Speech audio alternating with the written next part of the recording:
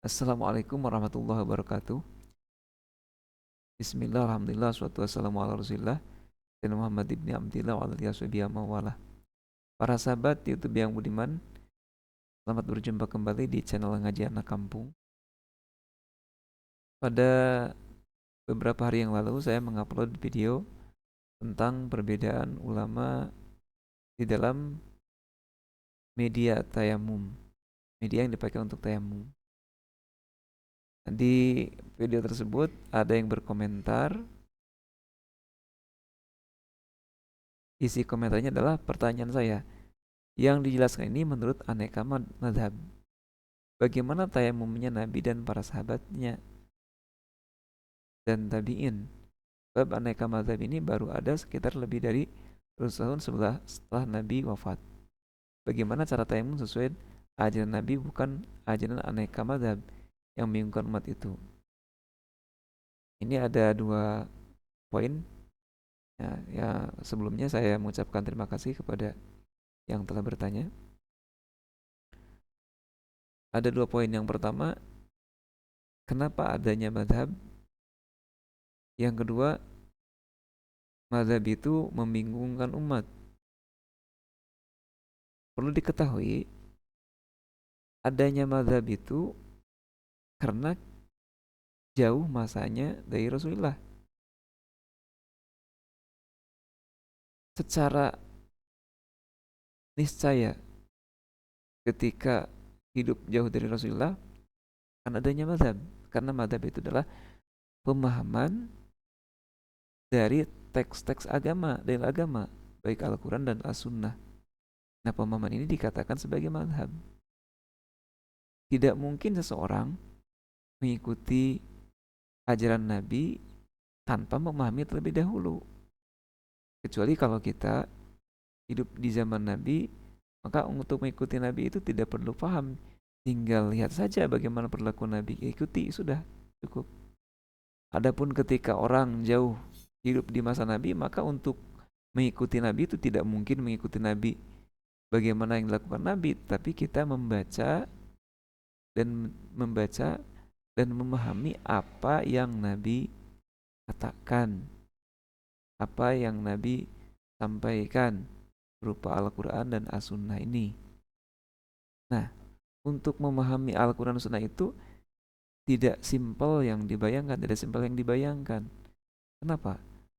Karena untuk memahami hal itu kita perlu mengetahui dengan benar riwayatnya hadis, kemudian asbabun nuzul Al-Quran, asbabul wurud hadis, kemudian perlu diperiksa kualitas hadis dan sebagainya. Setelah itu baru dipahami, baru berusaha untuk memahaminya dengan menggunakan metodologi tertentu, sistematika tertentu, agar pemahaman ini bersifat konsisten. Dan akhirnya kita mendapatkan pemahaman dari sabda Nabi ini. Pemahaman itu disebut madhab. Nah, dalam proses madhab ini, dalam proses pemikiran ini, tentu banyak proses dan banyak metodologi. Tiap ulama berbeda dalam cara memahaminya, sehingga timbullah banyak pendapat dan banyak mazhab di sini. Nah, sebagai contoh, mari kita lihat dalam masalah tayamum ini lebih seksama.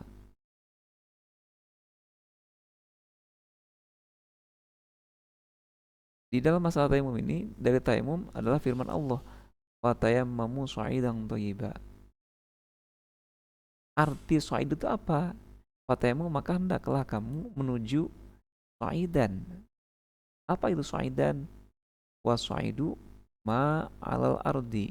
Secara arti bahasa Arab, sa'id itu adalah segala sesuatu yang ada di permukaan bumi. Nah, tetapi kalau dikomparasi hadis, dengan hadis, ya, di sini Nabi bersabda, "Qala fadlana 'alan nasi bisalasin jilatanal ardu masjidan au jilatul buha lana tahuran." Allah mengunggulkan kita dari umat terdahulu dengan tiga hal. Yang pertama, Allah menjadikan permukaan bumi sebagai tempat sholat.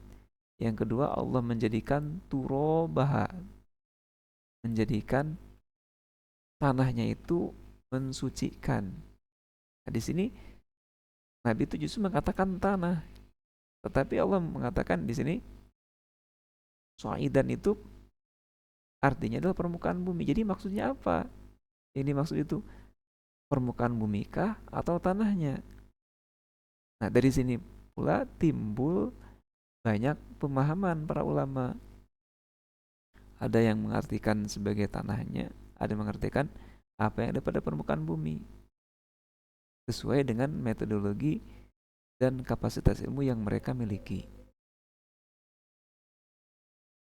Nah, itu sehingga adanya perbedaan pendapat dalam pemahaman Al-Quran dan Al-Hadis adalah suatu kewajaran selama menggunakan kaidah-kaidah bahasa Arab yang benar. Sehingga, nah, bagaimana sikap kita menghadapi banyak perbedaan pendapat ini? Banyak perbedaan pendapat dalam memahami Al-Quran, hendaklah Al-Quran dan Sunnah, hendaklah tidak dijadikan sebagai sebuah kebingungan. Karena eh, jadikanlah sebagai rahmat, jadikan sebagai rahmat. Artinya bahwa di dalam mengimplementasikan atau mengamalkan agama itu banyak jalan yang ditempuh. Itu saja. Yang penting jalannya tersebut adalah konsisten. Kalau kita mengikuti jalur Imam Syafi'i contohnya, maka bertayamum dengan tanah. Kalau kita mengikuti mazhab Abu Hanifah, maka bertayamumlah dengan menyapu permukaan bumi dan seterusnya. Jadi adanya perbedaan itu adalah memberikan banyak alternatif kepada umat. Karena tidak setiap umat, tidak setiap manusia itu memiliki kondisi yang sama. Sebagai contoh dalam masalah air, menurut mazhab Imam Syafi'i, air itu ada air yang banyak dan air yang dinilai sedikit dengan konsekuensi hukum yang berbeda. Tapi mazhab yang lain, mazhab Abu Hanifah mengatakan bahwa air itu sama saja, mau besar mau banyak mau sedikit, itu sama hukumnya, tidak ada perbedaan. Nah, mazhab Abu Hanifah itu sangat cocok ya aplikasikan di tempat-tempat yang sulit air, dan mazhab Syafi'i sangat cocok diimplementasikan di tempat-tempat yang cukup air. Itu sebagai contoh. Jadi kesimpulannya bahwa mazhab itu adalah sebuah keniscayaan. Karena ketika kita mau mengamalkan dalil agama, karena kita jauh dari Nabi, maka hal yang pertama dilakukan adalah memahami terlebih dahulu apa yang disabdakan oleh Nabi dan apa yang difirmankan oleh Allah. Nah, pemahaman kita ini kan karena jauh dari Nabi, maka tidak dapat dikonfirmasi sesuai atau tidaknya dengan apa yang dimaksud oleh Allah dan Rasulnya. Sehingga nanti kalau ada perbedaan pendapat ya sangat wajar. Demikian, terima kasih. Assalamualaikum warahmatullahi wabarakatuh.